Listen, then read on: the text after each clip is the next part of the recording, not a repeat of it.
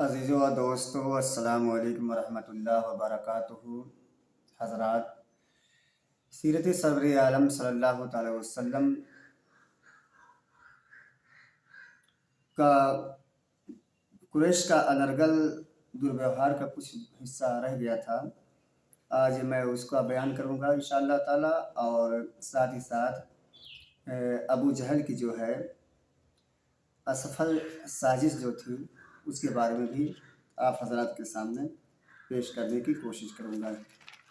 تو حضرات، آئیے شروع کرتے ہیں۔ بسم اللہ الرحمن الرحیم۔ حضرت بلال رضی اللہ تعالی عنہ یہ سختیاں جھیلتے رہے اور صبر کرتے رہے۔ آخر کار ایک دن حضرت ابوبکر صدیق رضی اللہ تعالی عنہ امیہ کے پاس گئے اور بولے، ارے تجھ کو تنک بھی خدا کا ڈر نہیں کہ اس بیچارے کو ناحق مارے ڈال رہا ہے؟ وہ بولا، تمہی نے تو اس کو بگاڑا ہے، اب تم ہی بچاؤ بھی۔ حضرت ابوبکر صدیق رضی اللہ تعالیٰ عنہ نے فرمایا، میرے پاس ایک مشرک غلام ہے، تو اسے لے لے اور اسے مجھے دے دے۔ بولا، چلو منظور ہے، مجھے لے جاؤ اسے۔ حضرت ابوبکر صدیق رضی اللہ تعالیٰ عنہ نے فرمایا، حضرت ابوبکر صدیق رضی اللہ تعالیٰ عنہ نے اپنا غلام امیہ کو دے دیا اور اس سے حضرت بلال رضی اللہ تعالیٰ عنہ کو لے کر غلامی سے آزاد کر دیا۔ کیول حضرت بلال ہی نہیں، اور نہ جانے کتنے غلام تھے جو مسلمان ہو گئے تھے اور اس مسلمان ہونے کے جرم میں بے رحم مالکوں کے اتیاچاروں کا نشانہ بن رہے تھے۔ حضرت ابوبکر رضی اللہ تعالیٰ عنہ نے ان اتیاچاروں کو دیکھ دیکھ کر تڑپ اٹھے۔ آخر ان سے رہا نہ گیا اور سب کو خرید کر آزاد کر دیا۔ یہاں تک کہ ایک دن ان کے باپ نے کہا، بیٹے تم تو بہت کمزور غلام آزاد کر رہے ہو، ذرا ایسے غلام آزاد کرو جو بہادر اور طاقتور ہوں کہ وقت پڑے تو کچھ کام آ سکے، مصیبت میں تمہاری مدد کر سکے۔ حضرت ابوبکر صدیق رضی اللہ تعالیٰ نے کہا، ابا جان، میرا مقصد تو کیول اللہ کو خوش کرنا ہے، ان سے کوئی سیوا نہیں لینی ہے۔ حضرت ابوبکر صدیق رضی اللہ تعالیٰ عنہ نے جواب دیا، اللہ کو ان کی یہ بات بہت پسند آئی اور یہ آیت اتری، جس کا ترجمہ آپ حضرات کے سامنے پیش کیے دیتے ہیں۔ اور کسی کا اس کے ذمے کوئی احسان نہیں ہے، جس کا بدلہ دیا جائے اسے تو بس اپنے سرووچ اللہ کی خوشی حاصل کرنی ہے، اور وہ یقیناً اس سے خوش ہوگا۔ تو حضرات، یہ باتیں قریش کا انرگل دورویوہار جو تھا اس حصے میں تھا۔ اب آئیے ابو جہل کی جو اسفل سازشیں تھی اس کے بارے میں ہم پڑھتے ہیں۔ تو حضرات، ابو جہل پیارے نبی صلی اللہ علیہ وسلم کو ستانے میں ذرا بھی نرم نہ پڑا۔ وہ جب بھی اوسر پاتا دل کا بخار نکالتا رہتا۔ آپ صلی اللہ علیہ وسلم کی نبوت کا یہ 6واں سال تھا۔ ایک دن آپ صلی اللہ علیہ وسلم کے پاس سے ابو جہل کا گزر ہوا، دیکھتے ہی وہ آپ کو گالیاں دینے لگا اور جتنا برا بھلا کہہ سکتا تھا کہتا رہا۔ آپ نے اسے منہ نہ لگایا اور نہ کوئی پرتکریا ویکت کی۔ یہ بات اس کو بھی کھل گئی، غصے میں لال ہو گیا، جھک کر زمین سے مٹھی بھر کنکریاں اٹھائی اور آپ صلی اللہ علیہ وسلم کے چہرے مبارک پر پھینک ماری۔ پھر دیر تک برا بھلا کہتا رہا اور منہ میں جو آیا بکتا رہا۔ پاس ہی ایک داسی کھڑی یہ سب دیکھ رہی تھی۔ یہ عبداللہ تیمی کی داسی تھی، وہی عبداللہ تیمی جو آپ صلی اللہ علیہ وسلم کے گفا کے ساتھی حضرت ابوبکر رضی اللہ تعالیٰ کا چچیرا بھائی تھا۔ اس کی گنتی قریش کے سرداروں میں ہوتی تھی۔ وہ بہت ہی دھنوان تھا، بھوگ بلاس اور ویبھچار میں سب سے بڑھا ہوا تھا۔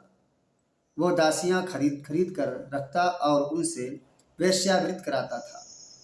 اللہ کے رسول صلی اللہ تعالی وسلم کے ساتھ اللہ کے دشمن کی یہ بدسلوکی دیکھ کر اس داسی کا دل بھر آیا۔ اسلام سے واستو میں اسے پریم تھا، پیارے نبی صلی اللہ علیہ وسلم سے اسے محبت تھی، یدیپی لوگ اس بات سے بے خبر تھے۔ اس نے اپنے ایمان کو چھپا رکھا تھا کیونکہ اسے یہ ڈر تھا کہ اگر اس کا مالک جان گیا تو مارتے مارتے اسے بے جان کر دے گا۔ شام کو اسے پیروں کی چاپ سنائی دی۔ یہ چاپ ابو قبیس نامک پہاڑی کی اور سے آ رہی تھی۔ دیکھا تو ایک آدمی چلا آ رہا تھا۔ اس کا قد نہ لمبا تھا نہ چھوٹا، آنکھیں کالی تھیں، کندھے چوڑے تھے، چہرے سے گمبھیرتا اور روب ظاہر ہو رہا تھا۔ کمر میں تلوار بدھی ہوئی تھی، گردن سے کمان لٹک رہی تھی اور پیٹھ پر ترکش تھا۔ وہ آدمی کون تھا؟ قریش کا شیر حمزہ تھا، عبد المطلب کا بیٹا اور پیارے نبی صلی اللہ علیہ وسلم کا چچا۔ ایک رشتے سے وہ آپ صلی اللہ علیہ وسلم کی خالہ یعنی موسی کا بیٹا بھی ہوتا تھا اور دودھ شریک بھائی بھی تھا۔ وہ شکار سے لوٹ رہا تھا اور کعبہ کا طواف کرنے جا رہا تھا۔ اس کا یہی نیم تھا کہ شکار سے لوٹتا تو سب سے پہلے کعبہ کا طواف کرتا۔ وہیں قریش کے بڑے بڑے سردار بیٹھے ہوتے، ان سے ملاقات کرتا اور پھر گھر لوٹ آتا۔ حمزہ جب نکٹ آیا تو اس داسی سے رہا نہ گیا۔ وہ بہت ہی بھاوک ہو کر بولی، ابو عمارہ، کیا آپ لوگوں میں غیرت نام کی کوئی چیز بھی نہ رہی کہ بنی مخزوم کے گنڈے محمد صلی اللہ علیہ وسلم کو اتنی آزادی سے ستا رہے ہیں؟ حمزہ کے قدم رک گئے۔ عبداللہ کی سیوکا، تو یہ کیا کہہ رہی ہے؟ اس نے بڑی حیرانی سے پوچھا۔ داسی، میں کیا بتاؤں کہ آج تمہارے بھتیجے محمد پر کیا بیتی۔ محمد یہیں پر تھے، کہیں سے ابو جہل بھی آ گیا۔ آتے ہی اس نے ایسی ایسی گالیاں دی کہ میں تو شرم سے پانی پانی ہو گئی۔ پھر اسی پر بس نہ کیا، مٹھی بھر کنکریاں زمین سے اٹھایا اور محمد صلی اللہ علیہ وسلم کے چہرے مبارک پر پھینک ماری۔ حمزہ نے کہا، کیا یہ آنکھوں دیکھی بات ہے؟ داسی نے کہا، ہاں ہاں، ان آنکھوں نے دیکھا ہے، میرے ان کانوں نے سنا بھی ہے۔ حمزہ غصے سے لال ہو گیا، ترنت ہی کعبہ گیا۔ آج کسی سے کوئی بات چیت نہ کی، سلام تک نہ کیا۔ پہنچتے ہی ابو جہل پر نظر پڑ گئی، وہ لوگوں کے بیچ میں بیٹھا ہوا تھا۔ حمزہ تیزی سے اس کی اور بڑھا، کمان سنبھال کر اتنے زور سے ماری کہ اس کا سر پھٹ گیا۔ اب کیا تھا، خون کا فوارہ پھوٹ پڑا، پورا چہرہ لہو لہان ہو گیا۔ حمزہ نے کہا، وہ میرا بھتیجا ہے جسے تو نے لاوارث سمجھ رکھا ہے، وہ میرا بھتیجا ہے، وہ گالیاں کھانے کے لیے نہیں ہے اور نہ اس کا چہرہ پتھر کھانے کے لیے بنا ہے۔ حمزہ آج بری طرح گرج رہا تھا۔ حمزہ بڑا روب داب والا آدمی تھا، اس کے غصے سے ہر ایک کانپتا تھا۔ وہ اگر بگڑ جاتا تو کوئی بول نہ سکتا تھا۔ ابو جہل نے اپنے کو بے قصور ثابت کرنے کی کوشش کرتے ہوئے کہا، حمزہ، ہوش سے کام لو، زیادہ بھاوک نہ بنو، اپنے بھتیجے کی حرکتیں تو دیکھو، اس نے تو ہمیں مورخ سمجھ لیا ہے، جو چاہتا ہے بک دیتا ہے، کبھی ہماری سمجھ اور عقل پر چوٹ کرتا ہے، کبھی باپ دادا کے وردھ آواز اٹھاتا ہے۔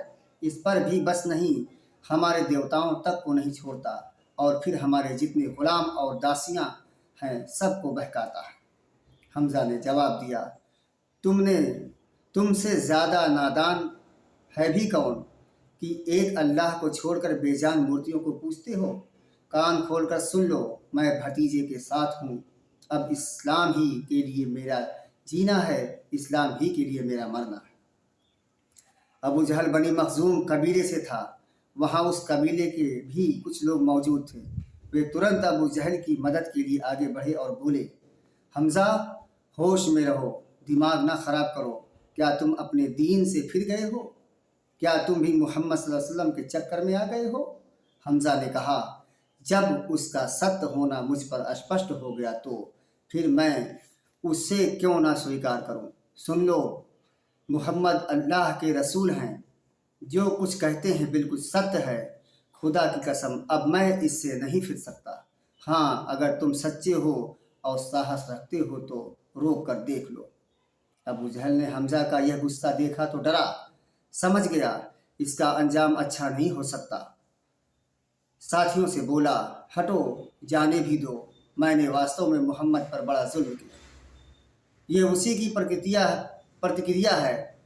اب حمزہ کو اور غصہ نہ دلاؤ، وہ ٹھنڈے ہو جائیں گے تو سارا معاملہ ٹھیک ہو جائے گا۔ حمزہ نے بھی لوگوں کے سامنے اپنے مسلمان ہونے کا اعلان کر دیا اور نڈر ہو کر کہہ دیا، میرا دین وہی ہے جو محمد کا ہے۔ پھر وہ لوٹ کر گھر آئے اور سوچتے رہے کہ کیا میں جو کچھ کہہ کر آیا ہوں وہ صحیح ہے؟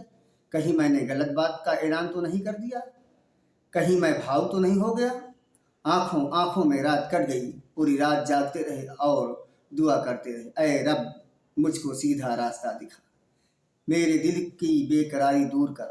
صبح ہوئی تو ایسا معلوم ہوا مانو من کے دوار کھل گئے، دل شانت تھا اور انتر وشواس کی روشنی سے جگمگا رہا تھا۔ وہ دوڑے ہوئے بھتیجے محمد صلی اللہ علیہ وسلم کے پاس آئے، اپنے مسلمان ہونے کی خوشخبری سنائی اور انتم سانس تک دین کے لیے جان لڑانے کا سنکلپ کیا۔